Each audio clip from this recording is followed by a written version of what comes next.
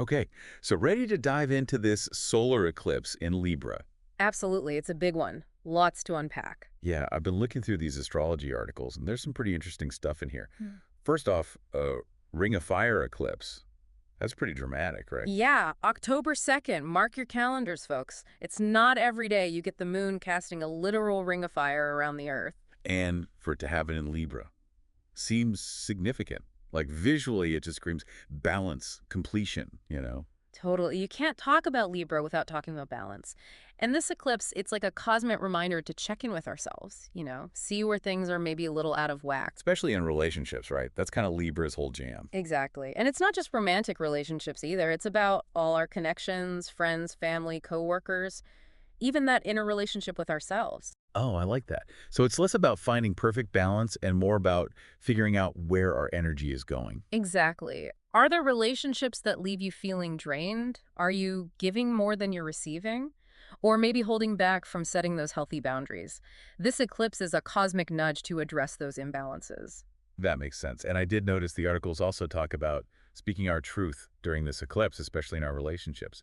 Is that part of setting those boundaries? Absolutely. And again, think about Libra. It's all about fairness, diplomacy. So it's not about bulldozing through conversations, but finding that balance between expressing yourself clearly and respectfully, even when it's tough. Like a cosmic crash course in assertive yet compassionate communication. Exactly. And this applies to all sorts of partnerships, romantic, professional, even legal matters. It's about finding that equilibrium.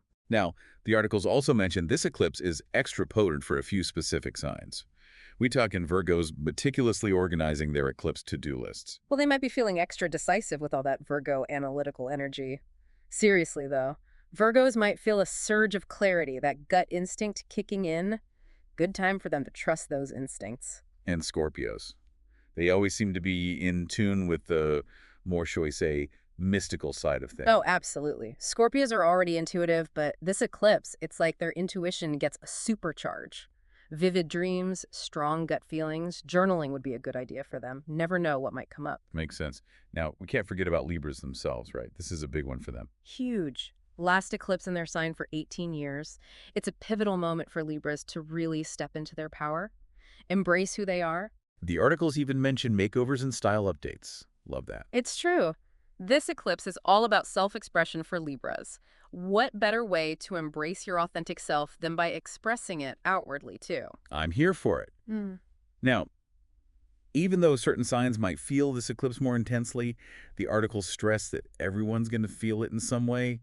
What are some big picture themes we should all be paying attention to? This eclipse is all about finding equilibrium. It's Libra energy combined with the natural transformation of an eclipse. Don't be surprised if you feel pulled to create more balance in your relationships, to speak your truth more openly, or if unexpected events kind of shake things up a bit. Okay, so it's not always going to be pretty, but it's all part of the process, Yeah. like a cosmic decluttering.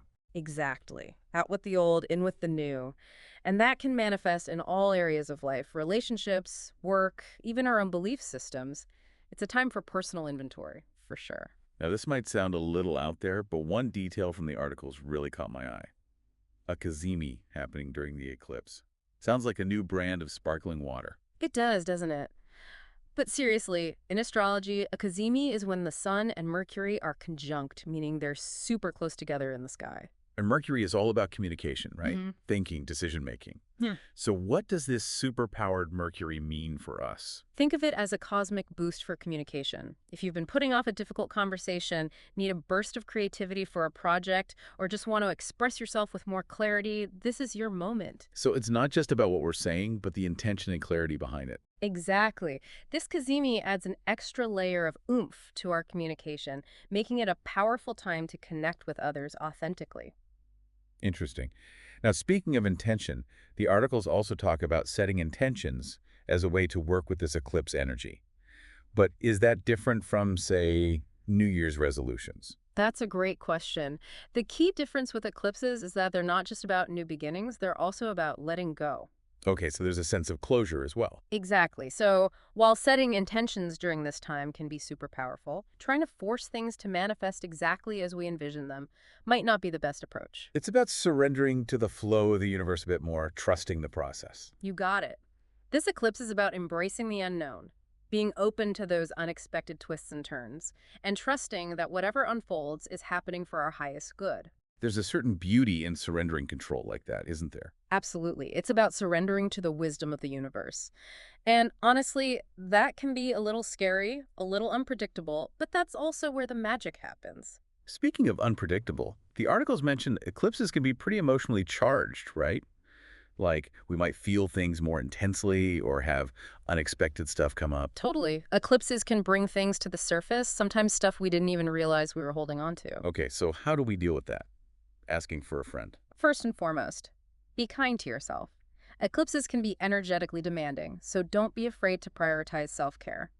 Take a relaxing bath, spend some time in nature, whatever helps you recharge. Basically, give yourself permission to slow down a bit. Exactly. It's not a time to push yourself to the limit. It's a time to listen to your body and give it what it needs. Makes sense. Now, you mentioned earlier how this eclipse might play out on a larger scale. What did you mean by that? Well, eclipses don't just affect us individually, they have a collective impact too. It's like their energy ripples out and influences the world around us. So how might we see these themes of balance, new beginnings, speaking our truth? How could those show up on a global level? That's the million-dollar question. Astrology isn't about making concrete predictions, it's more about looking at potential energy. And with Libra being the sign of relationships, fairness, diplomacy, we might see those themes playing out on the world stage. So maybe a renewed focus on diplomacy Yeah. or efforts to address global inequalities. It's definitely possible. Eclipses have a way of bringing hidden matters to light, so we might see some surprising developments in those areas. Okay, so pay attention to current events because things could get interesting. Now, this next part really piqued my interest. The articles link this eclipse with money. Interesting, right. It's not the first thing that comes to mind with an eclipse, but it actually makes a lot of sense. Okay, I'm listening. Break it down for me. Well, the articles talk about viewing money as a form of energy. Okay, go on. Think about it. Energy flows, right? It can be stagnant, it can be abundant, it can be blocked. And the same goes for money. So, like, if we're constantly stressed about money, that could be blocking the flow of abundance. Exactly. Our thoughts and beliefs about money have a huge impact on our financial reality. And this eclipse is all about new beginnings. So it's the perfect time to examine our beliefs about money and see if they're actually serving us. I like that. So, this isn't just about manifesting dollar bills, it's about looking inward at our relationship with abundance. Exactly. It's about shifting our perspective. And that can be incredibly powerful. All right, you've officially blown my mind. So, if money is energy, what are some practical ways we can use this eclipse to create more abundance? Like, are we talking vision boards and chanting here? You can leave the chanting for another time, but vision boards, those can actually be really helpful. Okay, so walk me through this. How do we actually use this eclipse to shift our financial energy? Well, like we said, it all starts with awareness. Start paying attention to your inner dialogue around money. What are you telling yourself? Are you approaching it from a place of scarcity or abundance? So it's like noticing if our internal script is saying, I'll never be able to afford that. Exactly. And if you catch yourself thinking that way, challenge it. Ask yourself, is that really true? Or is it just a limiting belief that's holding me back? Okay, so we got to reprogram those negative thought patterns. But how? Affirmations. They can be super helpful for shifting your mindset. Instead of saying, I can't afford that, try affirming, I am open and receptive to abundance flowing into my life. I love that. It's about consciously choosing to focus on the positive, on the possibilities. Exactly. The more you repeat those positive affirmations, the more you'll start to believe them, and the more your reality will reflect that. It's like we're training our brains to think differently about money, to attract more abundance into our lives. Exactly. And remember, this is a process. It takes time to shift those deep-seated beliefs, so be patient with yourself and celebrate your progress along the way. I love that. So we've got affirmations, we've got vision boards.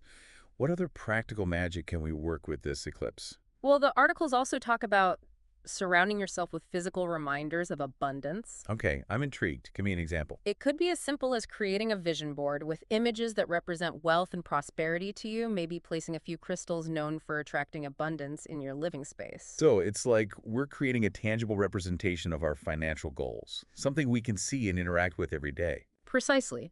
It's a way to keep your intentions front and center, and to remind yourself that abundance is always within reach. And it doesn't have to be anything extravagant. It's the intention behind it that matters. Now, we've been focusing a lot on how this eclipse might impact us personally, but the articles also hinted that this focus on financial energy could play out on a global scale too.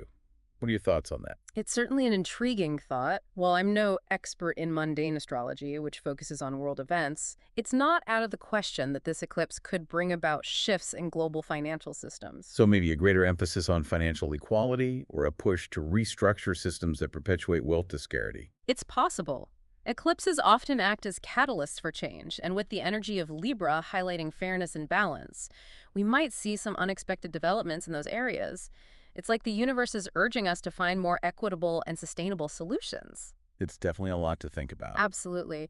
And I think it's important to remember that we're all interconnected. The way we view and interact with money on a personal level can ripple out and influence the collective. So maybe this eclipse is a good time to not only examine our own financial beliefs, but also to look at the bigger picture and consider how we can contribute to creating a more just and equitable financial system for everyone. Precisely. It's about recognizing that abundance is not a finite resource. There's enough to go around for everyone, and when we operate from that mindset, we create a more prosperous and harmonious world for all. Now that's a vision I can get behind.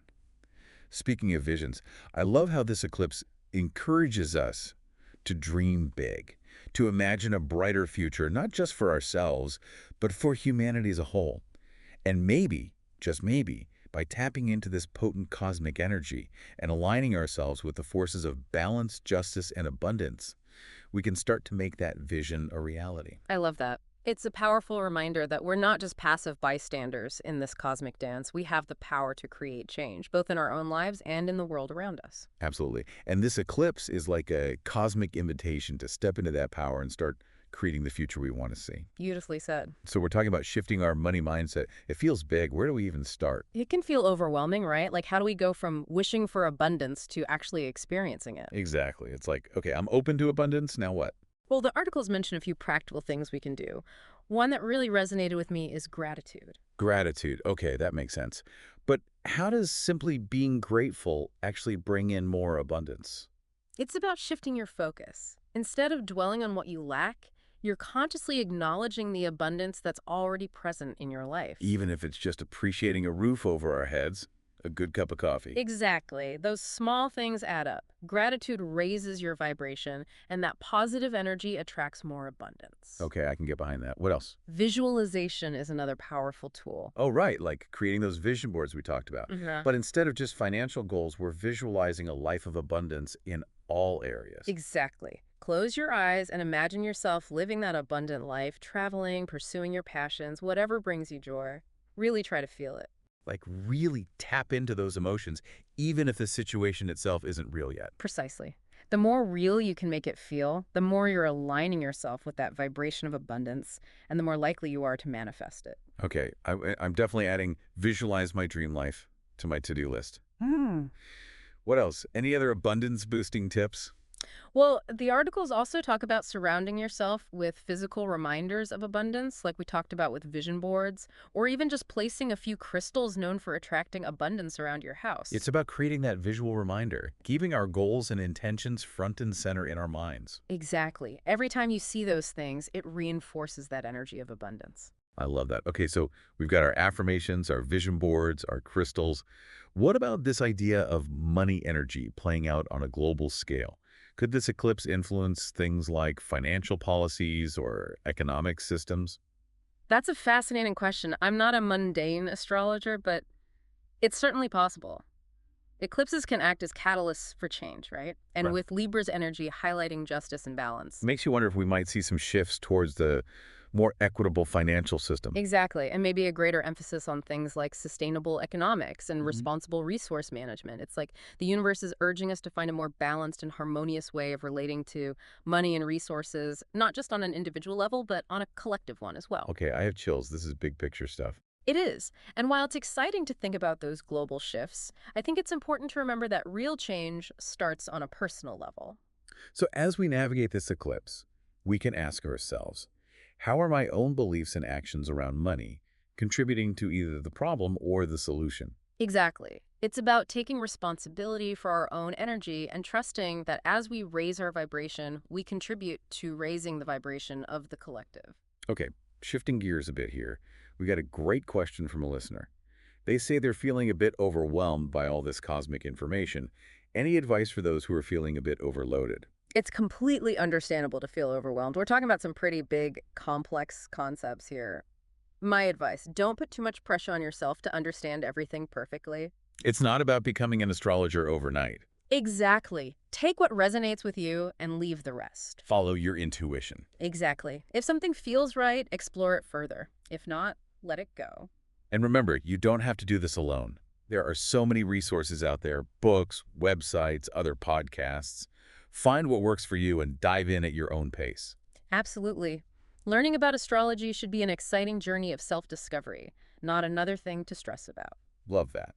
Okay, so the articles also mention some specific things we can do during the actual eclipse to tap into its energy. Like, are we talking full-on rituals here? It's really up to you. Rituals can be incredibly powerful, but they don't have to be complicated. So no need to build an altar or anything. Unless you want to. But honestly, it could be as simple as lighting a candle and taking a few moments to reflect on what you're ready to release and what you want to invite into your life. So simple, yet so powerful. Exactly. It's the intention behind it that matters most. Now, I love the idea of incorporating a little ritual into the eclipse experience.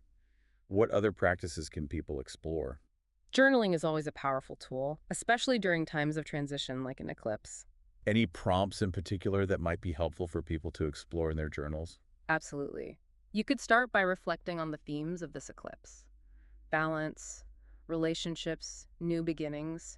Think about where you crave more harmony in your life, what you're ready to release, what you want to create. It's like using the journal to process those energetic shifts and gain clarity on what we truly desire. Exactly. And remember, there's no right or wrong way to journal. Just let your thoughts and feelings flow freely onto the page. It's like a direct line to our subconscious mind.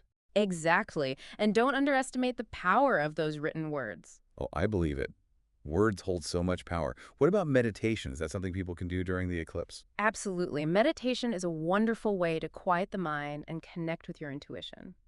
Any tips for those who might be new to meditation? Start small. Even just a few minutes of quiet reflection can be incredibly powerful.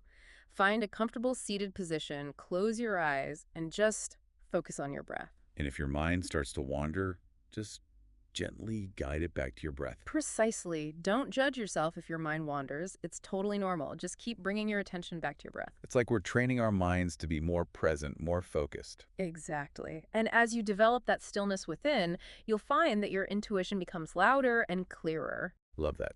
Okay, so we've got journaling, meditation, any other eclipse practices we should know about? You know, since this is a Libra eclipse ruled by Venus, the planet of beauty and pleasure, why not incorporate those elements into your eclipse experience? Ooh, I like where you're going with this. Give me some ideas. Light some candles, listen to beautiful music, maybe even treat yourself to a relaxing bath with essential oils. So basically, create a spa day at home. Exactly.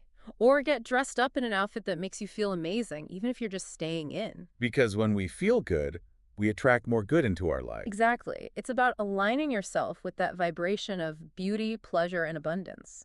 I love that. This eclipse is about so much more than just the astrological aspects.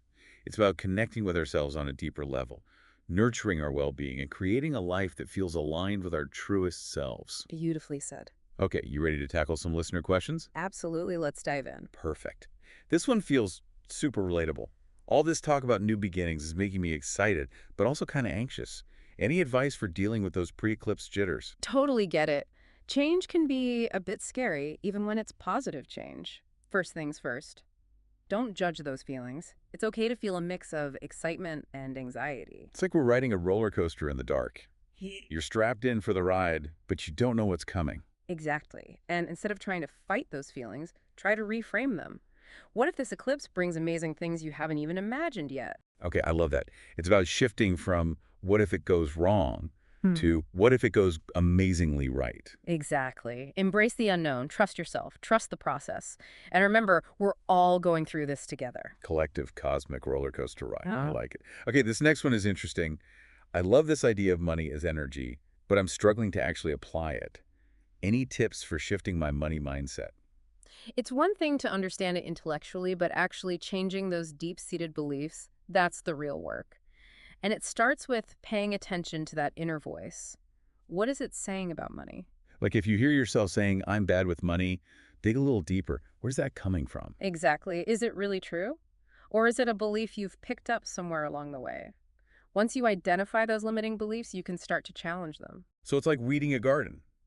First, you got to pull up those pesky weeds that are choking your plants. I love that analogy. And once you've cleared out those weeds, those limiting beliefs, you can start planting new seeds. Affirmations, visualizations. So instead of, I'll never be able to afford that, it's abundance is flowing into my life. Exactly. Repetition is key. The more you tell yourself those positive affirmations, the more you start to embody that energy. Got it. Okay, this next one's for our Libra listeners. Help. I'm a Libra, and this eclipse in my sign has me feeling all the feels in a kind of overwhelming way. What should I do? It's a lot of energy focused on your sign, especially with it being the last eclipse in Libra for almost 2 decades.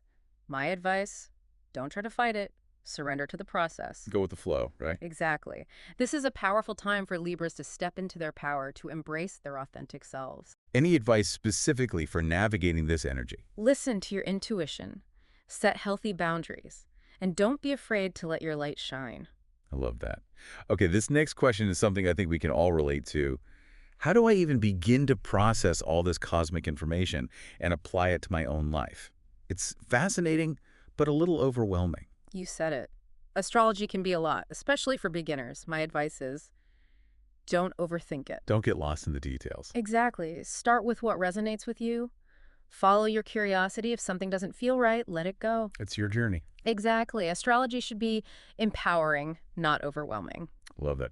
Okay, so before we wrap up, any final words of wisdom for navigating this eclipse season? Embrace the transformative energy, set those intentions, and get ready for some exciting new beginnings. Beautiful.